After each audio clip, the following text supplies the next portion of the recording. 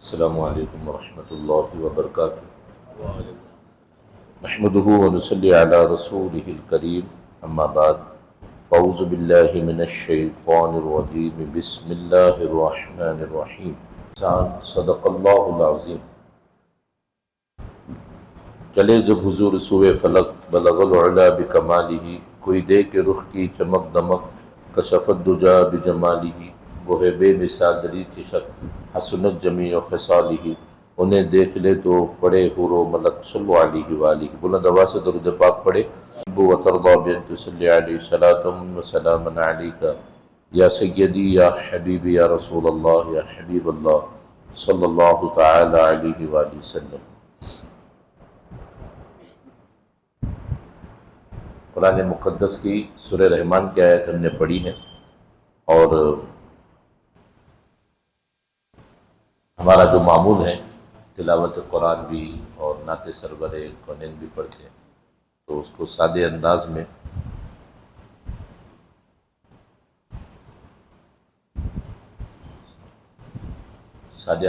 ہم کو پڑھ سکتے ہیں۔ تحت میں اشعار ہے کہ نصیب چمکے ہے فرشیوں کے، کہ عرش کے چاند آ رہے ہیں۔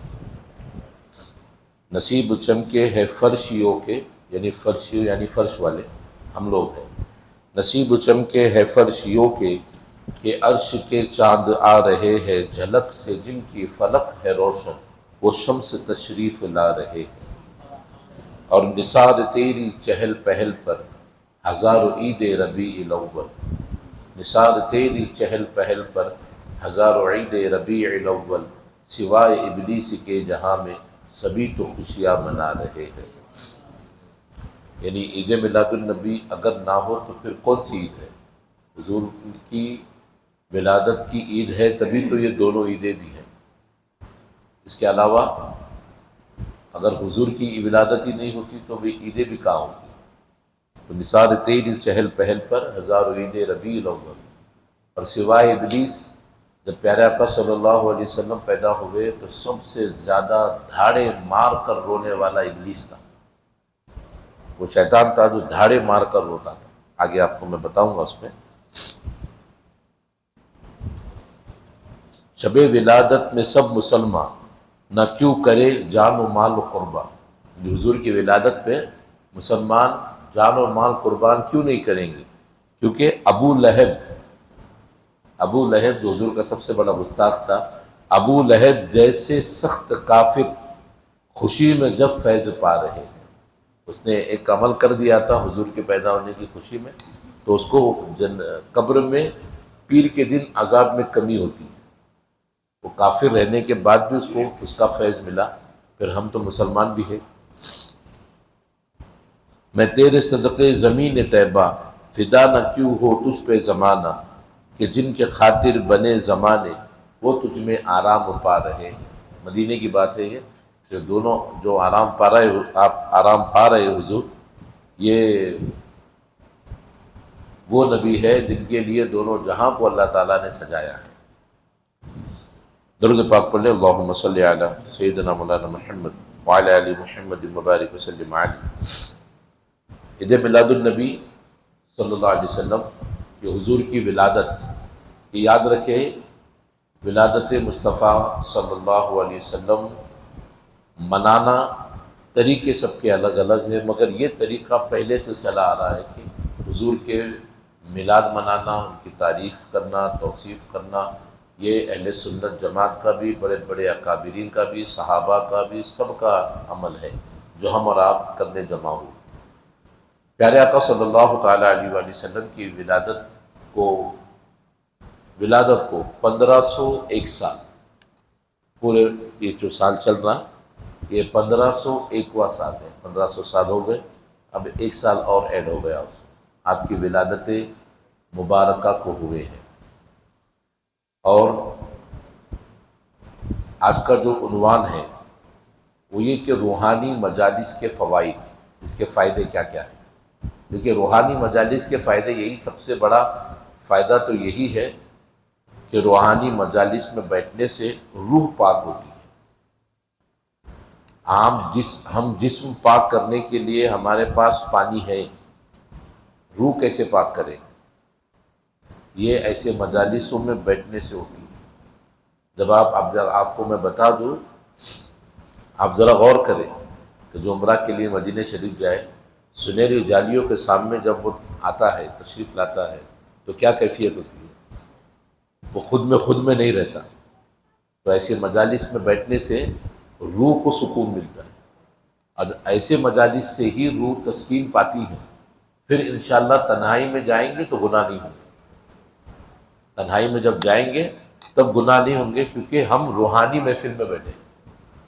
جسم کو پاک کرنے کا، خوشبودار کرنے کا طریقہ ہمارے پاس ہے، اور روح کو پاک کرنے کا طریقہ بھی ہمارے پاس ہے۔ اور روح کو پاک کرنے کا طریقہ یہ روحانی مجالس ہے۔ یہاں تشریف لا کر تذکرہ کرنا، تذکرہ سننا، ذکر سننا، وہ بھی ایسی اعلیٰ شخصیت کا کہ ہم اللہ کے پیارے حبیب صلی اللہ علیہ وسلم، ان کی وہ شخصیت ہے کہ ان کے بارے میں تو انبیاء بھی اللہ خود ان کی تعریف کرتا ہے۔ حضور پاک کی اللہ خود تعریف کرتا ہے۔ تو یہ روحانی مجالس کے فائدے دنیا میں بھی ملنے والے ہیں اور آخرت میں بھی ملنے والے ہیں۔ اور یہ بات بھی یاد رکھیں، میں جو آیت پڑھا ہو، هل جزاء الاحسان الا الاحسان، کہ احسان کا بدلہ صرف احسان ہے۔ اور ایک حدیث میں اللہ کے پیارے حبیب صلی اللہ علیہ وسلم ارشاد فرماتے ہیں، جو بندوں کا احسان ادا نہ کرے وہ اللہ کا احسان، اللہ اس کا احسان نہیں ادا کرتا۔ جو بندوں کا احسان ادا نہ کرے وہ اللہ کا بھی احسان نہیں مانتا، کیونکہ بندہ احسان کرا تو وہ بندے کو نہیں مان رہا، تو اللہ کو کیسے مانے گا کہ اللہ نے کتنا احسان کیا؟ تو یہ مجالس ایک تو رکھنے کے مقاصد اور اس میں آپ کو بلانے کے مقاصد یہی ہے کہ اس میں آپ لوگ فیض پا لیں، آخرت سنور جائے، موت اچھی آ جائے، قبر کے حالات بھی اچھی ہو جائے۔ یاد رکھیں، اللہ کے بعد جو کچھ ہے حضور ہے، جو کچھ بھی ہے حضور ہے، اور ان کی ذات کے بعد کسی میں کوئی اور ذات میں بھی اگر مگر آ سکتا ہے، مگر اللہ کے حبیب کی ذات کے بعد اگر مگر کی بات بھی نہیں۔ اس کا یہ ہمارے بڑے بڑے اسلاف نے کہا، امام اعظم بھی فرماتے ختم نبوت کے تعلق سے، فرماتے کسی نے اعلان کیا ختم نبوت، خود کے نبوت کا جھوٹا دعویٰ کسی نے کر دیا، امام اعظم ابو حنیفہ فرماتے ہیں کہ اور جیسے کسی نے ہمارے سامنے کیا کہ معاذ اللہ کا نبی میں ہوں، اور ہم نے کہا کیا دلیل ہے؟ امام اعظم فرماتے دلیل مانگنے والا بھی کافر۔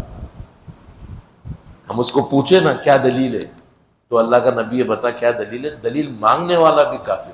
کیوں؟ کیونکہ تو شک میں آ گیا، وہاں اگر اور مگر کی بات ہی نہیں ہے، کیونکہ وہاں پہ ذات حضور کی ہے، جہاں حضور کی ذات ہے وہاں آنکھیں بند، جہاں حضور کی ذات آ گئی صلی اللہ علیہ وسلم وہاں آنکھیں بند، وہاں ایسا کرے تو کیسا ہوتا، ویسے کرے تو وہاں باتیں نہیں، وہاں اللہ تبارک و تعالیٰ فضل فرما دیا ہوگا۔ اور اسی لیے احسان کی بات کیا ہے، آپ دیکھیے یہاں پر ہم کوئی اگر ہمیں ایسے ہم بیٹھے رہیں گے اور پانی پینے کی طاقت ہم میں نہ ہو اور کسی نے پانی پلا دیا تو ہم کتنے خوش ہو جاتے ہیں، بڑا نیک آدمی ہے۔ راستے سے چلتے چلتے کوئی ہماری مدد کر دیا تو ہم سوچتے کتنا اچھا آدمی ہے، کتنا نیک آدمی ہے۔ چھوٹا موٹا کوئی احسان کر لے تو ہم اس کو پسند کرنے لگتے ہیں، اس کے فین بن جاتے ہیں۔ کچھ اچھی بات وہ بتا دے تو ہم اس کے ساتھ ہو جاتے ہیں کہ یہ اس نے مدد کیا تھا، اس نے مجھ پہ احسان کیا تھا، ایک چیز بتائی تھی، جو بھی ہو۔ مگر آپ سوچیں آپ نے ایک چھوٹی سی کسی نے مدد کی تو وہ محسن بن گیا، ہمارا احسان کرنے والا ہو گیا۔ اور پیارے آقا صلی اللہ علیہ وسلم نے تو کتنے احسانات امت پر کیے، ہم تو دیکھے بھی نہیں۔ ابھی تک ہمارا تذکرہ، ہمارے گھر میں بھی ہمارا تذکرہ ہمارے پیدا ہونے کے بعد ہے، مگر جب بات حضور کی ہے تو وہ مصلی پہ ہمارا تذکرہ ہے، اللہ کی بارگاہ میں ہمارا تذکرہ ہے، معراج کو جب گئے وہاں بھی ہمارا تذکرہ ہے، ہمارے گھر میں ہمارا تذکرہ ہمارے پیدا ہونے کے بعد، اور پیڑھی در پیڑھی پوترا اس کے بعد والے پوترے آئیں گے تو ہمارا نام بھی ان کو نہیں معلوم ہوگا۔ اوپر کس کو یاد رکھے گا نام؟ مگر اللہ کے حبیب نے امت کو کہیں بھی نہیں چھوڑا، کوئی بھی جگہ نہیں چھوڑا۔ ہر جگہ، ایک جگہ کوئی ایسی بتا دے کہ امت کو چھوڑ دیے، امت کو کبھی نہیں چھوڑا، ہر وقت امت کی فکر۔ اب آپ دیکھیے، وہ ہم شعر پڑھتے نا، رب ہب لی امتی کہتے ہوئے پیدا ہوئے، رب نے فرمایا کہ بخشا الصلاۃ والسلام۔ ہمیں پڑھتے ہیں نا، حضور جب پیدا ہوئے تو آپ کی زبان پر یہی الفاظ تھے، رب ہب لی امتی، اے میرے رب میری امت میرے حوالے کر، میری امت میرے حوالے کر دے۔ اور آپ کے وصال کا وقت جب تھا، دنیا سے جانے کا، آج جمعہ میں بھی ہم نے موت کے بارے میں سنا، ہر ایک کو آنا ہے۔ حضور صلی اللہ علیہ وسلم کے پاس ملک الموت آئے، سارے فرشتے آئے، ادب احترام سے آئے، روح نکالنے کا جب وقت آ گیا اور روح نکالنے لگے، پیارے آقا صلی اللہ تعالی علیہ وسلم کو بھی اس راستے سے گزرنا پڑا جو جس راستے سے پہلے کے انبیاء اور ان کی امت گزری، اور حضور کے بعد ان کی امت گزرے گی، وہ ہے موت۔ ہر ایک کو گزرنا ہے۔ حضرت ملک الموت حضور صلی اللہ تعالی علیہ وآلہ وسلم کی روح جب نکال رہے تھے تو پیارے آقا صلی اللہ علیہ وسلم نے ارشاد فرمایا تھا حضرت ملک الموت سے، کیا روح نکالنے میں اتنی تکلیف ہوتی ہے؟ مجھے بہت زیادہ تکلیف ہو رہی ہے، حضور فرما رہے ہیں صلی اللہ علیہ وسلم، کیا روح نکالنے میں اتنی تکلیف ہوتی ہے؟ حضرت ملک الموت نے جواب دیا کہ یا رسول اللہ صلی اللہ علیہ وسلم، حضرت آدم سے حضرت عیسیٰ تک جتنے بھی نبیوں کی روحیں میں نے نکالی ہے، سب سے آسان طریقے سے آپ کی نکال رہا، سب سے ہلکے طریقے سے۔ پھر بھی حضور صلی اللہ علیہ وسلم فرماتے ہیں کہ ہو سکتا ہے تم نکال رہے ہو آسان سے، مگر مجھے ایسا لگ رہا ہے کہ میرے پیٹ پر بڑا پتھر رکھا گیا۔ حضور کو تکلیف ہو رہی تھی روح نکالنے کی، میرے پیٹ پر بڑا پتھر رکھا گیا۔ اب یہ جملے حضور صلی اللہ علیہ وسلم نے فرمائے، حضرت جبرائیل بھی پہنچ گئے، سارے فرشتے پہنچ گئے، اور حضور فرماتے ہیں کیوں نہ میں یہ دعا کروں اللہ سے کہ اللہ میری امت کو جو موت کا درد ہونے والا ہے وہ مجھے دے دے، میری امت کو جو موت کا درد ہونے والا ہے، روح قبض کرنے کا درد۔ پوچھا حضور نے میری امت کو بھی ہوگا؟ بولے ہاں ہوگا۔ کیسا ہوگا؟ بولے جس کے اعمال جیسے ہوں گے اس کی روح ویسے نکلیں گی، اس کو ویسے تکلیف ہوں گی۔ تو حضور نے فرمایا میں تو یہ دعا کرتا ہوں اللہ سے کہ مالک میرے امت کے جتنے بھی میرے افراد ہیں میری امت میں، ان سب کی روح نکلنے کی تکلیف تو مجھے دے دے۔ اب نبی کی دعا تھی، اللہ نے وہ دعا قبول نہیں کی اور فرمایا حبیب یہ دعا نہ کرو، کچھ اور مانگ لے۔ تو پھر شفاعت کا حق مانگا، حضور نے شفاعت مانگے کہ میں شفاعت کروں گا۔ وہ ٹاپک بھی ہے ہمارا آگے، شفاعت مصطفیٰ، قرآن و حدیث کی روشنی میں آگے دنوں میں وہ بھی ہے۔ تو حضور نے شفاعت مانگ کر لیا کہ میں شفاعت کروں گا۔ مگر ذرا سوچئے کون ایسا جملہ بول دے کہ سب کی تکلیف مجھے، جس نے دیکھا بھی نہیں ہمیں، 1500 سال بعد ہم آئے اور وہ 1500 سال پہلے کم و بیش 1500 سے کچھ کم سال وصال جب ہوا تھا حضور، اس سال بھی وہیں پر ہمیں یاد کیا جا رہا ہے، پیدا ہونے کے وقت بھی، معراج پر بھی، اور پھر موت کے وقت بھی۔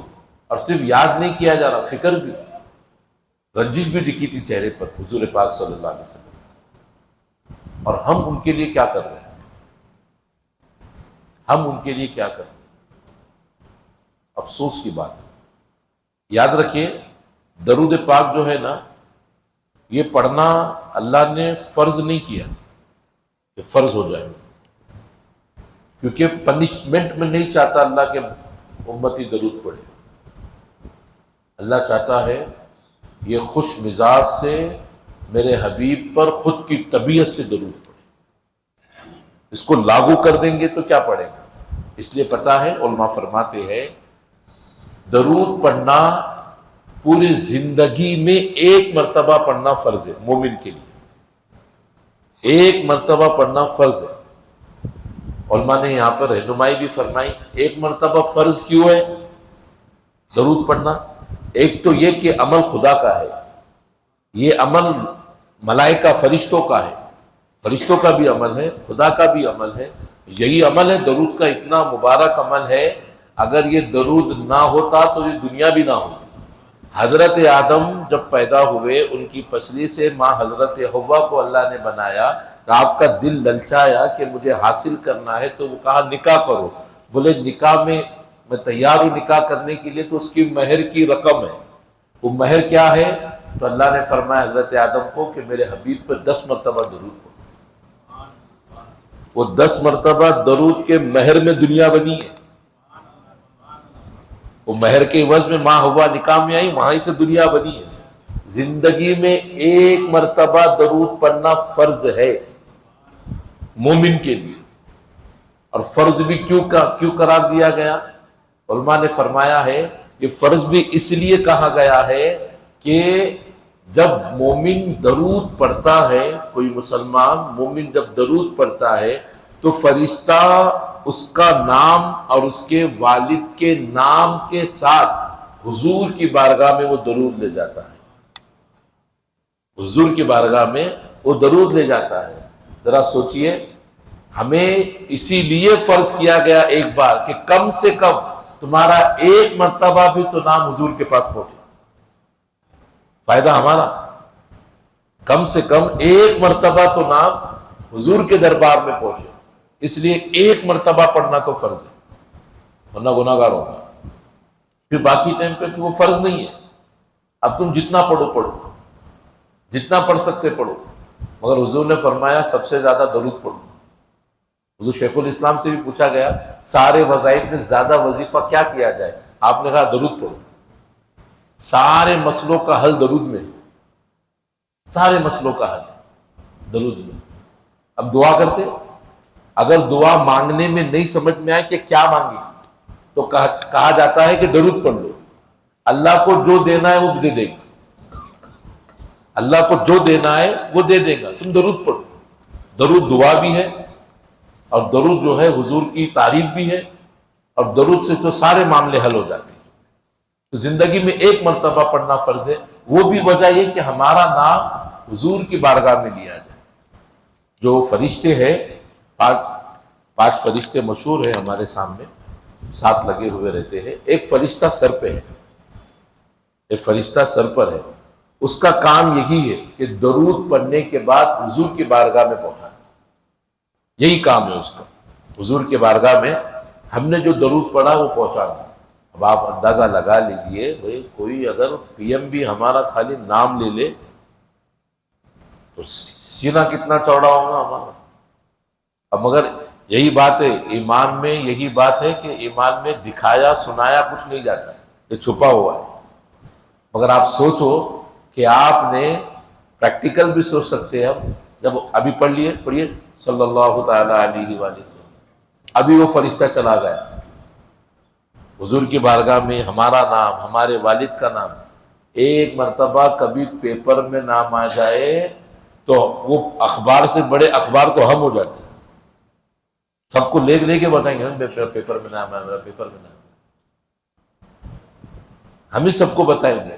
آپ اندازہ لگائیے حضور کی بارگاہ میں ہمارا درود ہمارا اور ہمارے والد کے نام سے لے کر،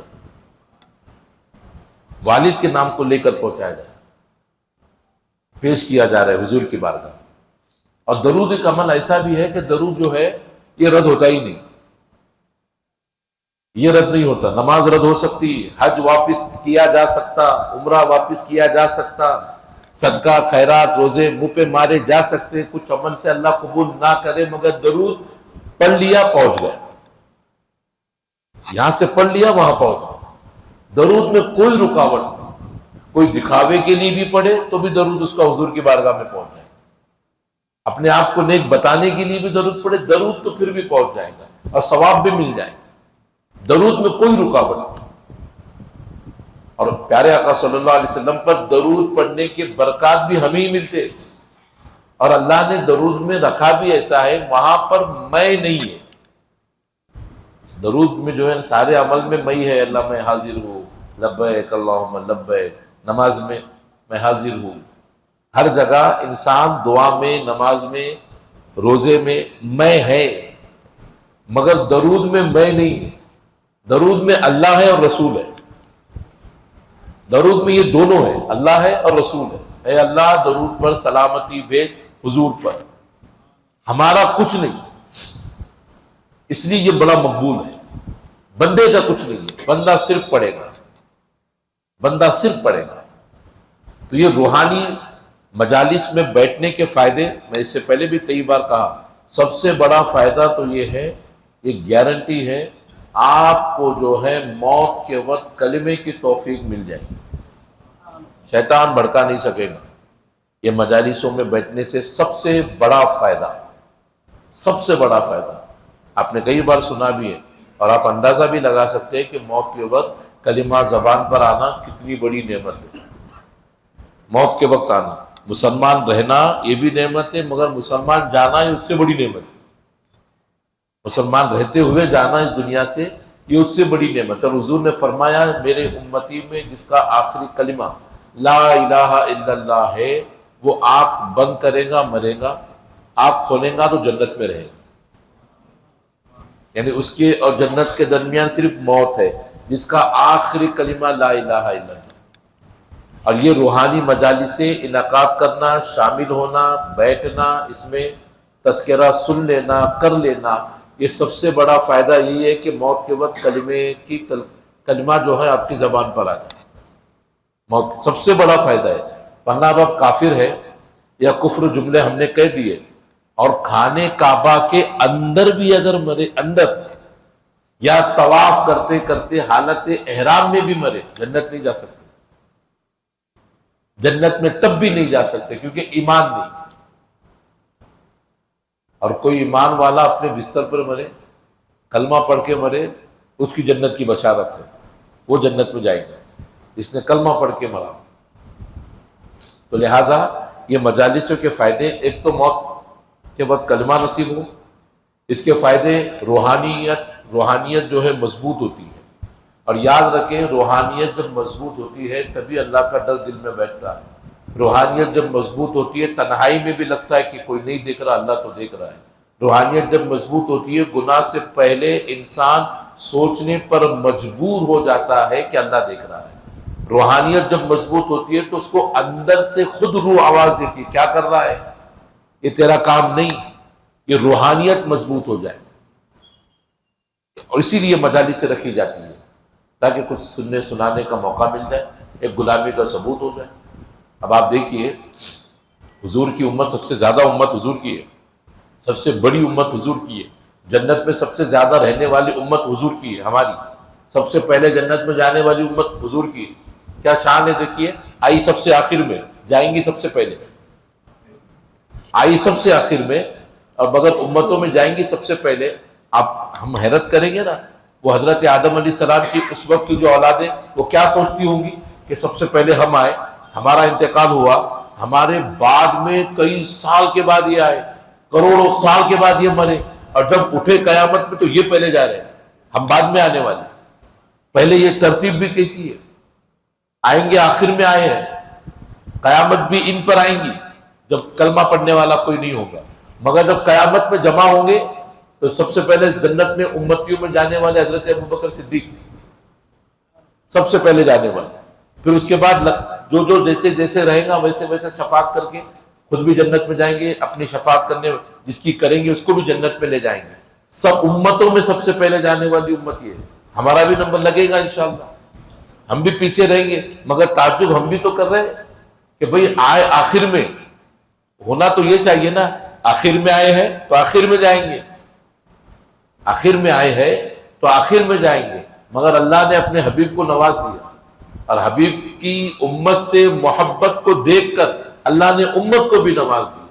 یہ انتظار تیری امت نہیں کرے گی، تیری امت دنیا میں آنے کا انتظار تو کر لی، جنت میں جانے کا انتظار تیری امت نہیں کرے گی۔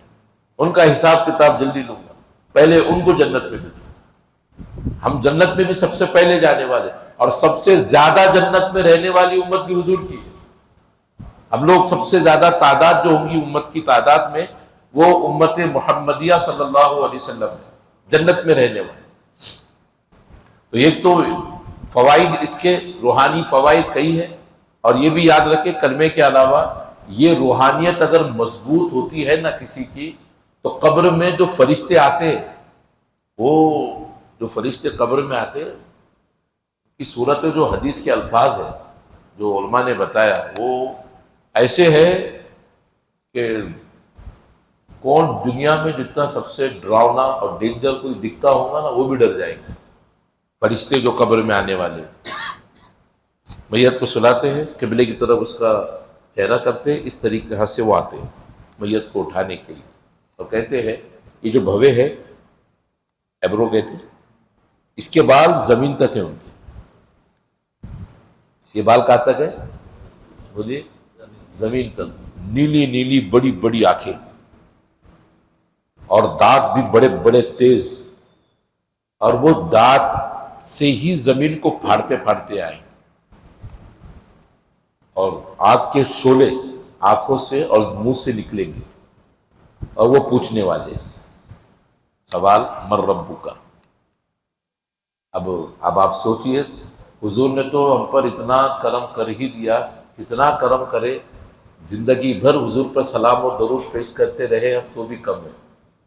حضور نے سوال بھی بتایا، سوال کے جواب بھی بتا دیے، اور اب تک امکان دیکھیے کیسا نوازا اللہ نے حبیب کو اور حبیب کی امت کو۔ آپ کو عربی آتی ہے؟ گلف کنٹری میں کئیوں کو عربی آتی ہے۔ اب ہم یہ سائڈ ہے ایشیا سائڈ، یہاں پہ کئی ایسے ہیں جن کو عربی نہیں آتی۔ چلو آپ عربی تو بول سکتے ہیں، آپ لفظ عربی تو آپ بول سک رہے۔ کچھ دیہات میں ایسا ہے کہ ان کو عربی لفظ بولنے بھی نہیں آئیں گے، کورس آئے ان کو تو وہ بھی نہیں آئیں گے۔ تو پھر یہ کیا ہے کہ سوال جواب یاد کریں گے کیسا، قبر میں جائیں گے کیسا؟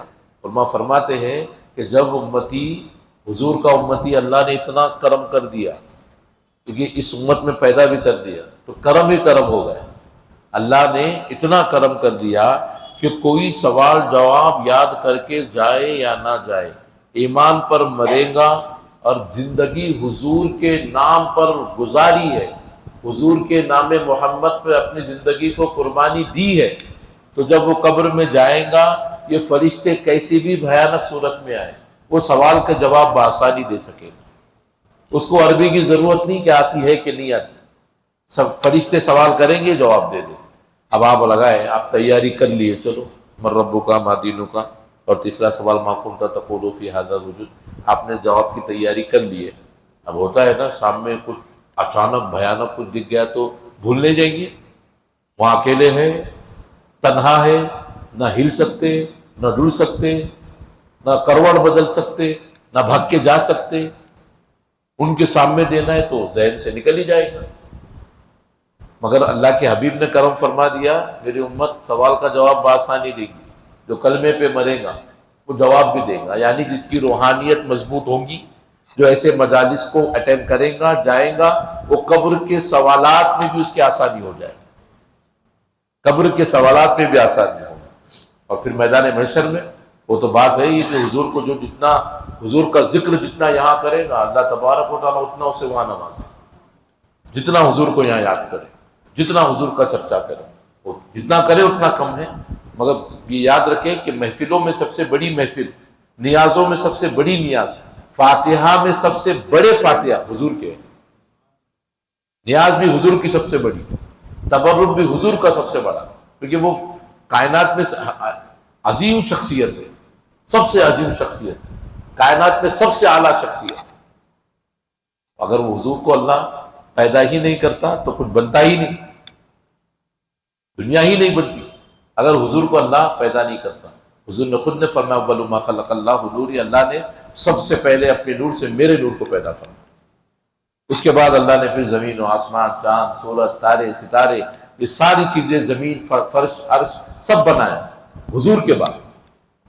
پہلے جب بنایا حضور کو بنا، ہم نے سنے نا حضرت آدم علیہ السلام کے بدن میں مٹی کا جب پتلا بن گیا تھا، روح پھونکی گئی، آنکھ کھولا، سامنے عرش پہ کیا لکھا تھا؟ لا الہ الا اللہ محمد رسول اللہ صلی اللہ علیہ وسلم لکھا تھا۔ حضرت آدم سمجھ گئے یہ نام جو ہے محمد، جو اللہ کے ساتھ ہے، یہ بڑا نام ہے، یہ بڑا وسیلے والا نام ہے، اور آپ کی توبہ بھی نبی کے حساب سے گناہ والی توبہ نہیں تھی، وہ ایک انکساری اور عادی سی حضرت آدم کی تھی، وہ حضور کے نام کے وسیلے سے ہی قبول ہو گئی، حضور کے نام کے وسیلے سے ہی قبول ہو گئی۔ تو یہ پیارے آقا صلی اللہ علیہ وسلم کی عطا اس امت پر ہے، اور اللہ کا فضل بھی اس امت پر ہے۔ ہم نہیں سمجھتے اللہ نے اپنے فضل سے ہمیں اس امت میں پیدا فرمایا، مگر یاد رکھے کہ پہلے کے امتی حیرت میں تھے، پہلے کے امتی جب تھے وہ حیرت میں تھے کہ یہ امت کیسی ہوگی، یہ امت کے اتنے بڑے چرچے کیسے، یہ امت کی ایسی کیسی اللہ تعالیٰ نے ان کو فضیلت دی ہے، بڑی فضیلت اس امت کو ملی ہے۔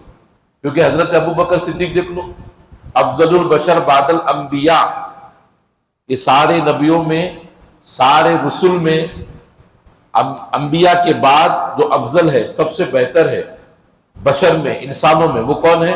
حضرت ابوبکر صدیق۔ ہونا تو حضرت آدم کی امت کا چاہیے تھا، حضرت نوح کا، حضرت شیش کا، حضرت موسیٰ کی امت کا، جو پہلے گزر گئے، بڑے بڑے امتی ان کے بھی ہے، مگر اللہ تبارک و تعالیٰ نے فرما دیا نبیوں کے بعد، میرے حبیب کے بعد درجہ نبیوں کا، نبیوں کے بعد درجہ حضرت ابوبکر صدیق رضی اللہ تعالیٰ عنہ کا۔ اور یہ موقف اہل سنت جماعت کا یہ موقف بھی ہے کہ نبیوں کے بعد درجہ حضرت ابوبکر صدیق کا۔ تو خیر، یہ جو روحانی مجالس ہے ہر سال رکھتے بھی ہے، ہر سال رکھنے کی وجہ بھی ہے، زندہ ہے تب تک رکھتے رہے، زندہ ہے جب تک رکھتے رہے۔ اب دیکھیے کئی جگہ کی خبر ایسی بھی آتی ہے، فلاں بہت جگہ ہوتی ہے، ہمارا امام میں ہے، روشن مسجد میں ہے، منوشہ مسجد میں ہے، بکر کساب مسجد میں بھی ہوتی ہے، اور قریش مسجد میں بھی ہوتی ہے، قادریہ مسجد لویا نگر میں، کئی جگہ پر یہ پیٹرن سے روزانہ الگ الگ عنوانات پر بیان، اور کئی جگہ پہ ایک جلسہ کر دیتے آخری میں 12ویں کو، سب جگہ الگ الگ سب کرتے۔ یہ یاد رکھے، مگر کچھ جگہ ایسا سننے میں آتا ہے کہ وہ مجلس ہو رہی ہے، باہر لوگ بیٹھے، یہاں بھی ہوتا ہوگا، اندر مجلس چل رہی ہے، باہر بیٹھے ہوئے، یہ اتنے ہلکے میں نہ لینا، یہ محفل وہ محفل نہیں ہے، یہ محفل حضور کی ہے۔ پھر تو بات وہی نکلیں گی کہ بھائی تم آئے نہیں، حضور نے تمہیں بلایا نہیں، تم آئے یہ نہ سوچو کہ میں نہیں جمع، حضور نے تمہیں بلایا نہیں۔ میں نے جمعہ میں دعا دی، اللہ آنے والوں کو شفاعت مل جائے حضور کی۔ یاد رکھو یہ دعا جو دی، دعا تو دعا ہے، مگر حضور کی ایک نظر بھی یہ 12 مجالس پر پڑ گئی، ہم سب کا بیڑا پار ہے، سب کا بیڑا پار ہے انشاءاللہ۔ ایک نظر پڑ گئی حضور کی، ہمیں تو یقین بھی کہ یہ فرشتے یہ سارا معاملہ بھی حضور کے پاس لے جا رہے ہوں گے، پہنچائے ہوں گے، یہ آپ کے مقتدی فلاں فلاں، کیونکہ نام لے کے جگہ کا بھی نام لیتے ہیں فرشتے، وہاں رہنے والے یہ لوگ یہ اللہ کے گھر میں بیٹھ کے آپ کو یاد کر لیں، وہ پہنچا بھی دیے ہوں گے، ہمارا نام، علاقے کا نام حضور کی بارگاہ میں پہنچ بھی گیا ہوگا، اور اگر حضور مسکرا دیے، حضور خوش ہو کے مسکرا دیے، تو یوں سمجھو کہ ہماری نسلیں بھی آباد ہو گئی، ہم بھی آباد ہو گئے، نسلیں بھی آباد ہو گئی، جینے کا مقصد مل گیا، اب ڈر بھی نہیں خوف کا، اگر حضور تبسم فرما دیے، یہ تو پہنچ بھی گیا رنگا حضور کے پاس۔ تو یہ بھی ہے، اتنی چھوٹی محفل بھی نہیں، محفل حضور کی ہے، محفل میلاد جو ہے یہ حضور کی محفل ہے، تو شان بھی بڑی ہے، تو بڑی شان کی محفل میں بڑی شان والے ہی آئیں گے، یا جس کی شان کو اللہ کو بڑھانا ہے اسی کو اللہ اپنے محبوب کی محفل میں بلائیں گے، یہ بھی خیال رکھیں۔ اور حضور کی نظر کرم ہو گئی تو پھر تو دنیا آخرت تو سنورنے وہ تو ہے ہی ہے، مگر مقصد بتانے کا کہ آنے والے دور میں ابھی کیا ہے، 30 سیکنڈ اور 50 سیکنڈ کا اسٹیٹس ہے جو رکھتے ہیں لوگ، اسی کو تقریر اور دین سمجھ بیٹھے، اسی کو سمجھ بیٹھے۔ اب 1 گھنٹے کی تقریر اب بونسر ہو جائیں گے، 1 گھنٹے کی تقریر اب کسی کے پلے نہیں پڑنے والی، ایک دم شارٹ اینڈ سویٹ، کم میں جتنا باتیں بتائی جا سکتی۔ اب لوگوں کا حال یہ ہے، اس میں بھی یہ کہ اچھی مجلسوں میں جانا بیٹھنا اتنا کچھ دل پہ دلچسپی کوئی چیزوں کی ہے نہیں، مگر یہ یاد رکھیں انشاءاللہ ہم جب تک ہے، آپ لوگ جب تک ہے، ذمہ دار جب تک ہے، یہاں کے مصلی جب تک ہے، یہ سلسلہ ہمارے مرتے دم تک انشاءاللہ چلتا رہے. دو بھی آئے نا، کوئی مجلس میں دو بھی آئے نا، وہ مجلس حضور کی ہے بھائی. وہاں 2 آئے یا 200 آئے. نہیں دیکھیں ہم نے ایک جگہ 313 تھے، ایک جگہ کتنے تھے. کوانٹیٹی مقصد نہیں ہے، کوالٹی مقصد ہے. اسلام جو ہے کوانٹیٹی کو، زیادہ تعداد کو دیکھا ہی نہیں اسلام نے. 313 جیتے نا جو حضور کے ساتھ تھے، سامنے ہزاروں کا لشکر تھا، ایک کو بھی یاد نہیں کیا جاتا. 2 بھی ہوں گے نا، حضور کے نام پر آئے ہوں گے، تب بھی مجالس رکھنا ہے. انشاءاللہ چلتا رہے گا ہمارا یہ کام، جب تک ہم حیات ہیں کرتے رہیں گے. فائدے اس سے ہماری ذات کو بھی ملیں گے، ہماری روح کو بھی ملیں گے، اور انشاءاللہ گزرے ہوئے ہمارے والدین یا جو بھی خاندان میں ان کو بھی، اور آنے والی نسل کو بھی ملیں گے. سب کو فائدے ملیں گے. بس یہ مجالس سے فائدہ اٹھائے. اور آنا کرنا کیا ہے مجالس میں؟ صرف آنا ہے اور بیٹھنا ہے. اس کے علاوہ کچھ بھی نہیں ہے. کچھ بھی نہیں ہے اس کے علاوہ، کچھ بھی نہیں. صرف آنا ہے اور بیٹھنا ہے. اور بولو کیا کرنا ہے؟ جنت میں درخت لگانا ہے. اگر سبحان اللہ بولے تو جنت میں ایک درخت لگ رہا ہے. جنت میں ابھی ہم لوگ بیچ میں درخت کے پودے لگانے کا اگست میں کام کرتے تھے. مہم چلتی ہے دعوت اسلامی کے ماتحت کہ پودے لگاؤ. تو یہ پودے لگانا جو ہے آسان کام نہیں ہے. اب آپ اس میں ایک پودا لگائے، اس کو بڑا درخت بننے کو کتنے دن لگیں گے؟ 20 سال 25 سال تو جائیں گے ہی جائیں گے. اور آپ جنت میں ایک مرتبہ سبحان اللہ کہنے پہ ایک درخت لگ جانا ہے. کتنا آسان ہے دیکھیے اس امت کو ثواب. اور میں ایسا خبر ہے ایسی کہ جو بڑا درخت بھی ملتے، بڑے درخت بھی ریڈی میڈ جا کے جڑ وغیرہ اندر سے کھڈا وغیرہ کر کے لگاتے ہو. 5 لاکھ 7 لاکھ 10 لاکھ کا درخت ہے. اب وہ جنت کا درخت کتنا سستا ہے؟ جنت میں درخت کے لیے کیا لگ رہا آپ کو؟ بولیے. پھر ایک لگ گیا الحمدللہ. جنت میں درخت کے لیے صرف سبحان اللہ بولنا ہے. اچھا لگ رہا جنت میں، کیونکہ جب وہاں جائیں گے تو وہاں تو سبحان اللہ بول بھی نہیں سکتے. یہاں بولنا ہے، وہاں لگنے والا ہے. اور یہ یاد رکھے جس کے درخت جنت میں ہوں گے وہ کہاں جائیں گا؟ وہ جنت میں جائیں گے. جب درخت اس کے وہاں ہے تو وہ بھی جنت میں جائیں گا انشاءاللہ. جب درخت اس کے وہاں ہے تو یہ مجالس کے فائدے ہیں. یہاں بیٹھ کے ہم غیبت وغیرہ یہ وہ کرنا، یہ کرا وہ کرا، اس کے باتیں اس کے باتیں، اس سے تو لاکھ درجے اچھے. اللہ کے گھر میں بیٹھے، اور اس سے بڑے کیا بات، اللہ کے گھر میں بیٹھ کے اس کے محبوب کا ذکر کرے. اس سے بڑی فضیلت تو کیا مل سکتی ہے، اور اس سے بڑی عظمت والی بات کیا ہو سکتی ہے؟ گھر اللہ کا، ذکر محبوب کا. اس سے بڑی بات کچھ نہیں ہو سکتی.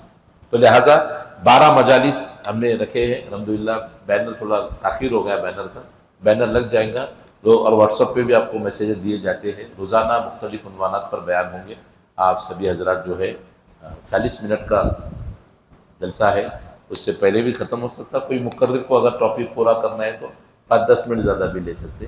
انشاءاللہ 40 منٹ کا ہم نے ٹائم رکھا ہے، اور 40 منٹ ہی میں آپ سوچو کہ آپ کو ثواب بھی ملیں گا، حضور کی انشاءاللہ تعالی حضور بھی راضی ہوں گے، ثواب بھی ملے گا، جنت میں درخت بھی لگیں گے، اور اللہ بھی خوش ہوگا انشاءاللہ اس کے گھر میں بیٹھنے سے اور اس کے محبوب کو یاد کرنے سے. اور انشاءاللہ تعالی 12 دن کی نیت آپ کر لیں.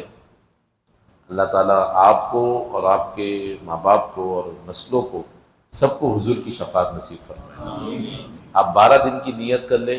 12 دن کی دعوت آپ کو دی جا رہی ہے. یہ بھی دعوت ہے، یہ بھی دعوت ہے. 12 دن کی نیت کرے اور آنے کی کوشش کرے، اور صرف آپ کو آنا ہے اور تقریر مسجد میں بیٹھ کے سننا ہے. اگلے ایک سنیچر بھی آ رہا ہے، کل ایک سنیچر جائیں گا، اس کے بعد والے سنیچر کو نعت کی محفل بھی رکھی گئی. اسی 12 دن میں ایک محفل بھی رکھی گئی ہے، تاکہ جو ہے اس میں بھی دل ہمارا اور مزید بڑھ جائے، دل اچھا ہو جائے اور مزید. انشاءاللہ تعالی اعلانات کو آپ عام کریں.